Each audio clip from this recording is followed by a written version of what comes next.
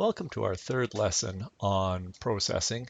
And this one's kind of interesting because we get away from just working with the computer and get to one of the things that processing can do really, really well, and that is interface with your Arduino. And it can interface with a lot of other outside devices, but it's a super powerful thing to be able to hook these two together and have them talk to each other. And I'm going to get to it in a little more detail and explain the connections for those of you who don't have this fancy Arduino shield at home. But if you're a BCIT technology teacher education student, you probably built this shield in your first year electronics class. And on the shield, you've got an RGB LED right over here. And that's connected to pins 3, 5, and 6, so we can use the pulse width modulation features. It's a common cathode LED, so that in order to turn the LED off, you have to set all the pins 3, 5, and 6 to high. You've got a potentiometer right here connected to port A0, and you've got some buttons down here connected to A3, A4, and A5. That's what we're going to be using on this little experiment, and I'll give you a setup in a moment. But just a moment here, and one of the cool things about using processing and Arduino with the Firmata extensions is that now I can come into my computer and I can click on the screen right here, running my Firmata test, and as I turn that up, you'll notice that the red LED on the Arduino board is being turned on and off by my interactions on the computer.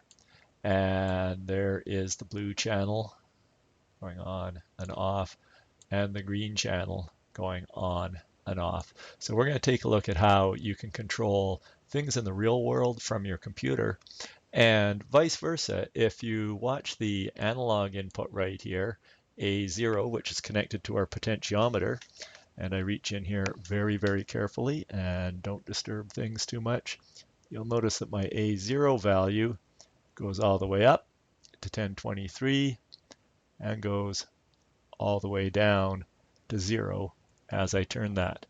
The light detector on here, just some of the other features that we've got in here, as I put my finger over top of it, will also change values.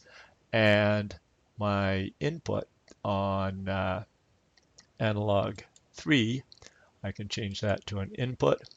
It should be an input with a pull-up. And right now it is, it doesn't have the input pull-up option on there. That's requiring the input pull-up option to come. Oh, there's A3 right there. And it's showing that as low. It should be reading as high. Let's see what happens if I push that button a little bit. Without the input pull-up function, we're just not going to get that. Let's go back to analog, and on A3, you can see that when that gets pushed, it goes low, but because we haven't triggered the input pull-up feature, that hasn't gone high. So that's okay. We can take a look at how we can fix that up later on. But basically, interface between the real world in your Arduino and the computer world inside your computer using Firmata. And let's take a look at how we do that. I'm just going to close some of these windows for now, and we're going to come back to that in just a moment. Okay, so the thing is, the way we're able to do this is that running in the background, we have serial data communications taking place. You're probably familiar with using serial print to send data from your Arduino to a PC. Well, the Arduino can also use a serial read function and a whole bunch of other commands to read data from a PC. And you don't have to send it over USB, although that's often the easiest way. The serial commands can also go over Bluetooth modules, Wi-Fi, any number of ways to get that communication back and forth.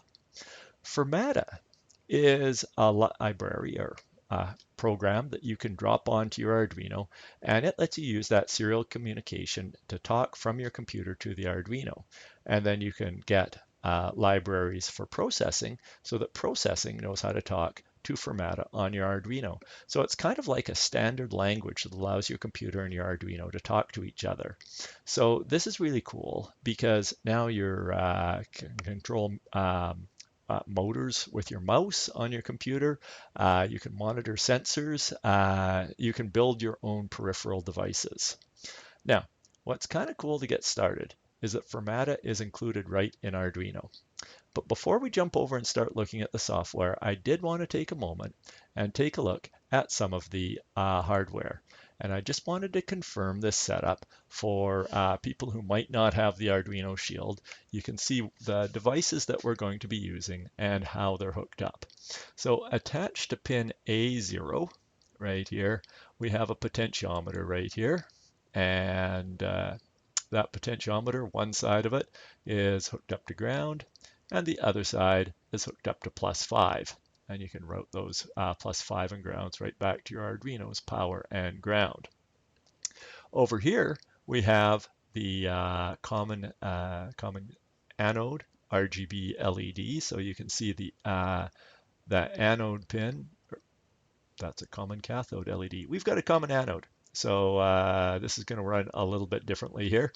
So the power on ours is hooked up to the positive, and then through a resistor, we've got the green channel hooked up to pin 6, the blue channel hooked up to pin 5, and the red channel hooked up to pin 3. Now you don't have to have an RGB LED to use that. You can take a standard LED, and let me just get rid of that and drag a standard LED out here.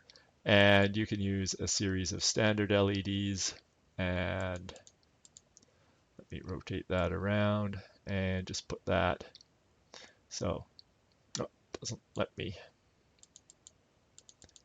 So much easier to breadboard in real life when you've got an infinite number of wires just sitting around, and got to rotate that around so that the flat side is going back down to ground, and then we could just hook that up right to there. So power would flow down through the LED and out to the pins right there. So you could hook 3 LEDs up like that. We also have a switch hooked up to ground on one side, just a standard push button, and that's hooked up to pin A3. So if you got access to a breadboard and a few components, you can simulate a lot of what we're doing, even without the shield. We're not going to use the fancy LED features on it or anything like that. Okay, so that's the hardware setup. Let's take a look at the software setup now. So plug your Arduino in and get it talking to the computer, and you should be able to find out which COM port it's on. And then start your Arduino software. So we've got the Arduino software running right here in our computer. And again, check to make sure that you have an Arduino Uno and that you're hooked up to COM port. In my case, COM 8, but it's going to be probably something different on your computer. And as you know, you can always go into Device Manager to find out where that's going to be hooked up. Now, what's kind of cool is that Firmata is included with the standard distribution of Arduino. So you can come down here and in your examples, you can come over here and scroll down, and right down here, you'll see Firmata. And what we're going to do is we're just going to come down to standard Firmata. Give you a second to catch up there. Go ahead and pause this if you're still looking around for your Arduino, because I'm not going too far anytime soon. But let's open up the standard Firmata code. And there's a whole bunch of information in here. It's always worth taking a moment to read the names of the people who've made it, because they've made it and made it freely available for you to use. And you can go and you can read the code and you can understand how it's doing if you want to take the code apart. A great way to learn code is to try and understand what other people have done. But basically, once you've got standard Firmata open, you can just go ahead and upload that to your Arduino.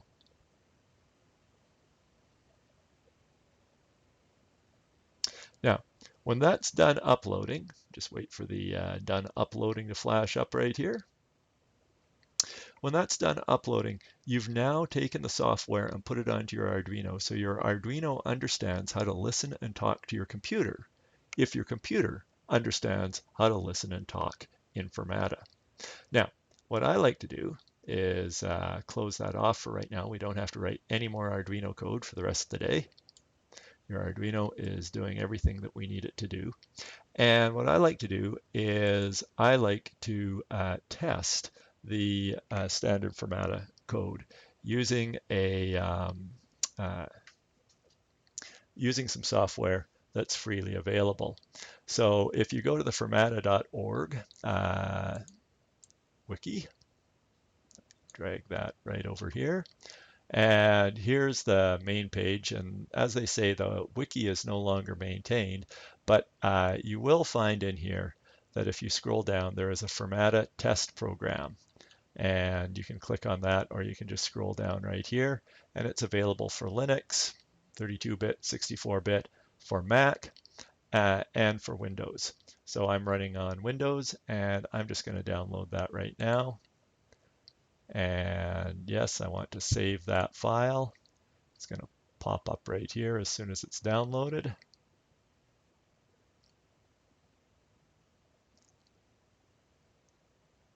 And as you can see, I downloaded it earlier today. That's how come I was able to use it, but it'll download right in there. And you can go ahead and you can open that up directly from right there. And you'll get this window right here that shows you absolutely nothing. At this point, you need to tell it which port you're on. You'll recall I was on COM 8. And now it goes through and it scans the Arduino to find out what type of Arduino I have and what the different pins are and should be. And now you can go ahead and you can control your Arduino on it. So that's what I was doing earlier. I've got this nifty little app called SideSync that allows me to use my cell phone as the camera right here. And so if we want to play around with that LED right there, we said that red was on pin 3. So if I turn that high, that turns off the red channel, high turns off the blue channel, and high turns off the green channel. So the LED goes completely blank. I can turn the red channel on or off by clicking on the screen right here. Now, if I want to have a little bit more control, all of those are pins that you can do an analog write to, so they can use pulse width modulation. And that allows us to control the brightness of each channel by dragging that back and forth, giving it values from 0 to 255 until we squeeze it all the way off. Just a little bit of flicker because of a little bit of screen lag on there. We can go to PWM for the blue channel, and you can see the blue channel is on now. And we can dim the blue channel and turn it off. And we can put PWM on right here. And we can turn that on and off. So that's really cool, because if that's working for you, now we can take all of these commands and we can tuck them into our processing program as well. A couple of things just to note down here is it's telling you how many packets of data we've transmitted to the Arduino and how many we've received. You can see the data continues to stream in on COM8 as these numbers flicker back and forth. Okay, we're not going to need the Firmata test anymore, even though it's really cool. I'm just going to turn this down as well, and we can get rid of this window right here and come back to here. Okay, so we've got our Arduino installed. We've tried a few tricks with it. We've taken a look at our readings on port A0 when we spin the potentiometer and on port A3 when we turn the buttons. And now it's time to actually get going on what we want to do in processing. Now, processing doesn't natively know how to talk the Firmata language. In fact, we need to import some libraries for processing. So you're going to have to start your processing interface and bring that up right here. And thankfully, processing has a nice interface set up so that you can download libraries really easily. And under Sketch, go to Import Library, and you're going to add a library, and you can search for Firmata. And you don't even have to type it all the way in, and it pops up. And there is the Arduino Firmata interface. And you can click on install, and the contribution manager in processing will immediately go out there and find that library for you. You've got your little delay right here while it comes down. And in just a moment, it should tell us that that is installed. Okay, I'm pretty sure that it's installed right now. Let's just go back to let's click on the libraries button. There we go. When you see that green check mark on there, that's what we want to know. That tells us that it's installed. If you're looking to see all of the libraries that you have installed, you can just clear that off. This will show you, first of all, the dark ones are ones that are available. The light gray ones aren't up to processing 3 standards yet, but they will be available soon. And the ones that you do have installed will all have a green check mark next to them. But there are a lot of different processing libraries out there that allow you to do all sorts of interesting things. Okay, well, we can turn off the contribution manager now because we've got our library installed. Now, one of the neat things when you install a library is that under your examples, you'll often get some additional software, and I don't see anything additional being installed for that. That's okay. We can go ahead and write our own code. Okay, just going to minimize this window for a second and come back to the PowerPoint.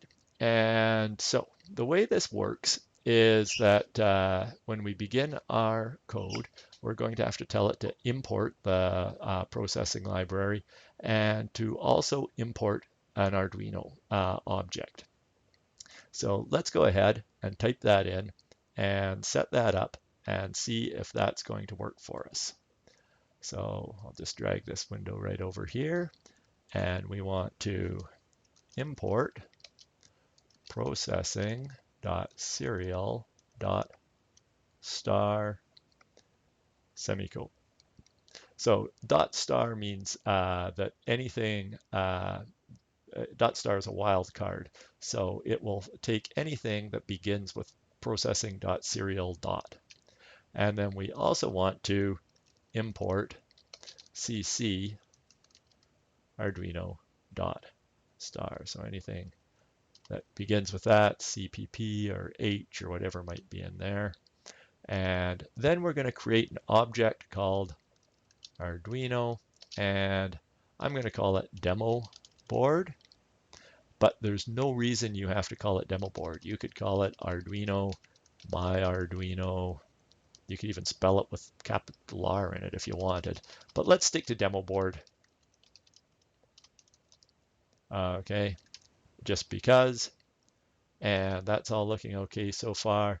Let's just go void setup. So we've got our standard processing format all available to work from, and void draw so that we've got our standard processing all available to work from.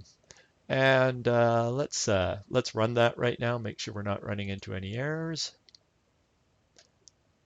There's our window pops up, so all of our libraries are installed, and it's doing absolutely nothing for us because there's no code in it, but we double checked right here that all of this is installed and working okay. All right, let's take a look at what we can do next. So in here, we're going to take a look at which Arduinos are available for us to use. It's possible that you've got multiple COM ports hooked up to your computer. Possibly you've got multiple Arduinos. So it allows for that possibility by asking which one do you want to talk to. So let's take a look on here, and under setup, we're just going to go in here and we are going to say print line, okay, Arduino.list. And what that's going to do is going to kick the values out right here at the bottom of the screen. So when we run that, you can see that we've got COM1, COM4, and COM8. Okay, so that is our second one coming up right there is COM8. That's the second COM port that we can use. So we will keep that in the back of our mind that we want COM port number 2 when we come to refer to it. It's actually COM8, but it's the second one in the list of COM ports that are available. Okay, now we're going to define our Arduino in here. Now, on the PowerPoint presentation, I used 1 because that was where it came up in the sequence. But when I looked at it, it was the third COM port to come up. So that's going to be 0, 1, and then number 2. Okay. We'll set our baud rate, which says how fast we're communicating with the Arduino. And for standard Firmata, 57.6 kbps is the standard. And let's go ahead and set this up so that we can talk to our Arduino now. So the command in here is going to be demo board. So you'll recall we defined demo board right up here, and demo board is the object representing our Arduino equals a new object. The type is Arduino, refers to itself, dot list, brackets, 2, comma, 57,600, brackets, semicolon. So this tells it how to talk to the Arduino. The things that you're going to need to change on here are just going to be this number right in here. You may have to customize that based on what you saw on the printout on your system. Okay, so that's all looking good so far.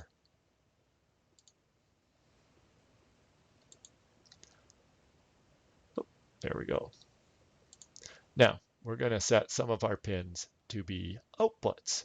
So we need to define the pins that we want to be outputs, just as you would if you're writing code on the Arduino. So instead of defining them all as outputs, it's easy enough to do. But we're just going to take a look at pins 3, 5, and 6. So we can say, and this is still inside our setup routine. Don't let me go down into draw just yet. That's the exciting part, comes a little bit later. We're going to say demo board dot pin mode. And you can see I've got automatic code completion turned on there.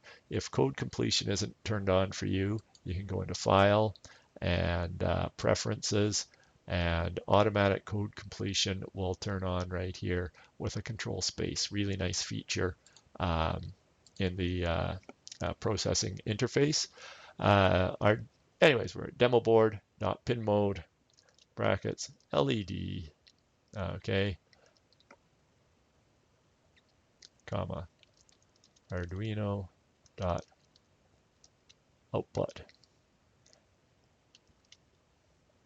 And if we're going to use that, actually we shouldn't say LED. We should call that red. Let's just type in red is on 3. Okay, so we've got pin 3 set to be an output.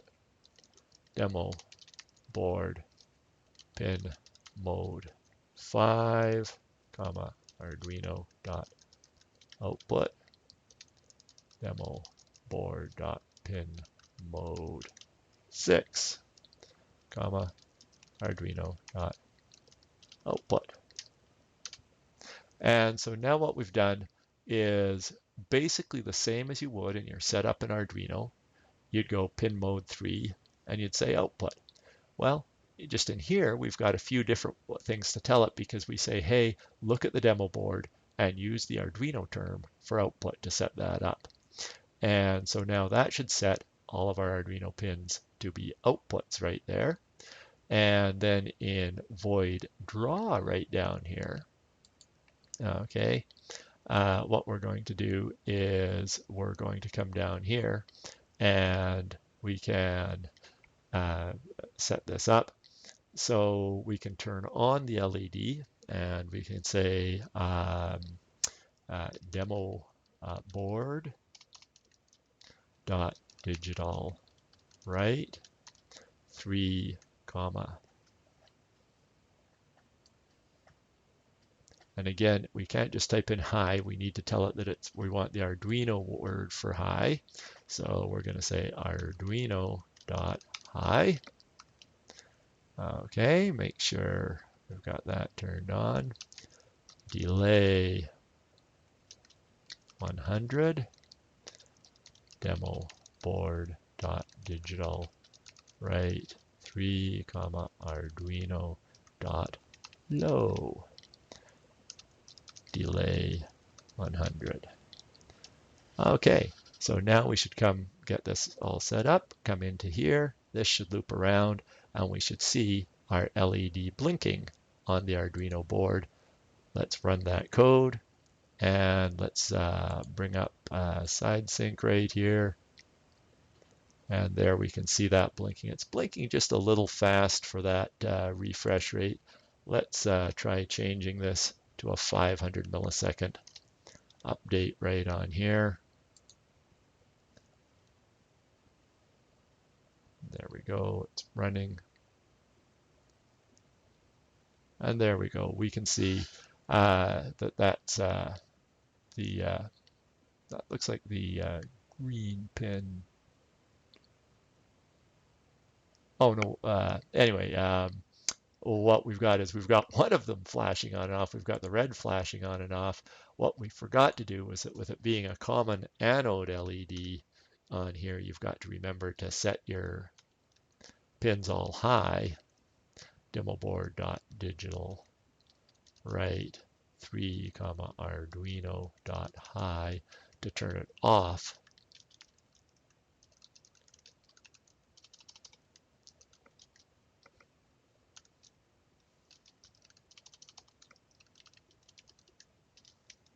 And demo board dot digital right 6 comma Arduino dot high. There we go.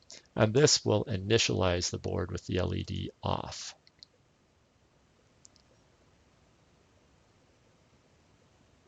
Now we see our red turning on and off. Just one of the challenges of dealing with an RGB LED with being a common anode. You have to keep in mind that turning each pin high turns that color channel off. So you could come in here and then you could add a few more commands in here. You know, demo board dot digital right 5 comma Arduino dot high play demo board dot digital right 5.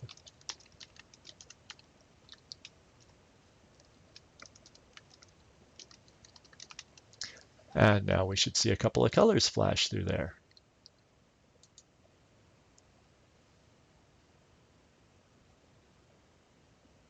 Red, blue. Although it kind of gets purple in there because when we leave this one low, the red stays on, and when we leave this one low, the blue stays on. So we tend to get some red and some blue and some purple all kind of showing up in there and mashed together.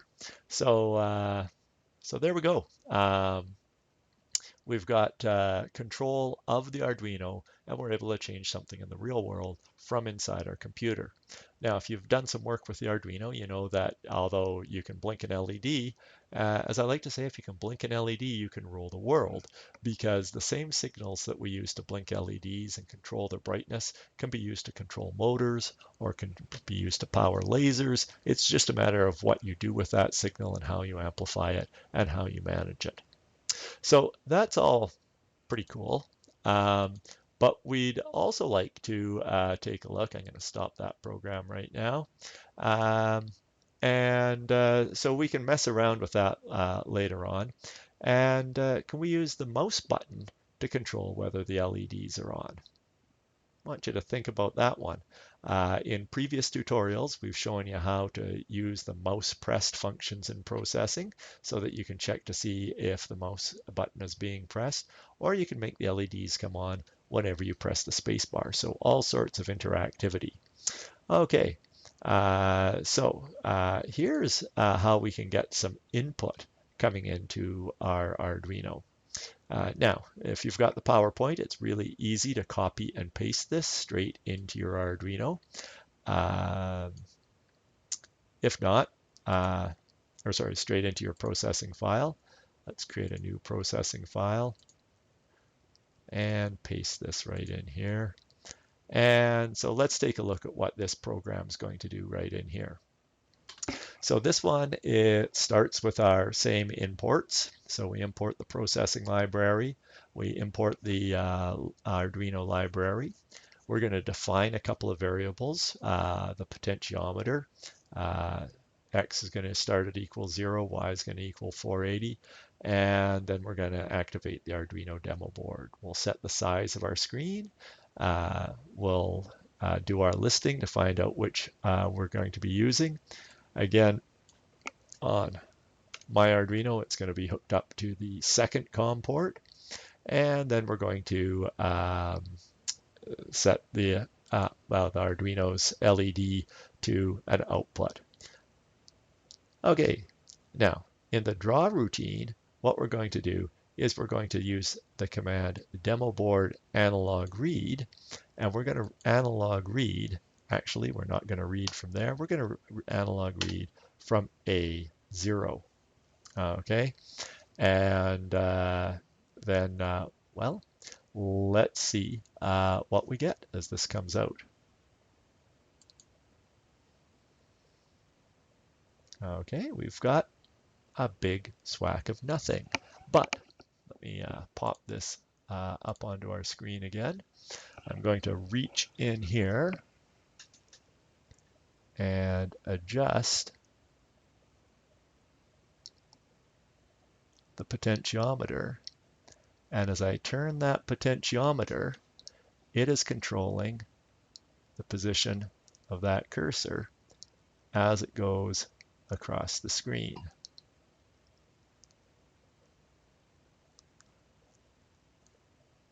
Now, it's not such a big deal that we can control a potentiometer, but what you can actually see would be happening right here is that, say you had a force sensor hooked up to it and you wanted to measure stress and strain in an object.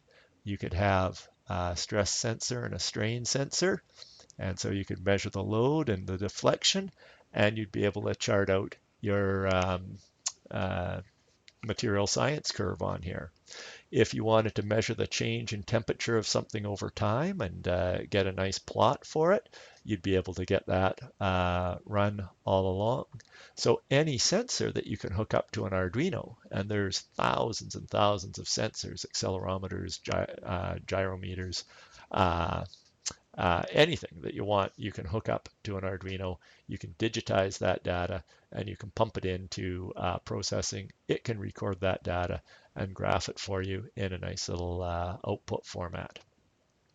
So there's some very cool things that you can do with your Arduino being hooked up to sensors, hooked up to your shield, and hooked up to processing. So if you've got an Arduino nearby, why not hook it up and give it a shot and see if you can get your computer to control the blinking light. Maybe you can use your mouse to control the brightness of that light.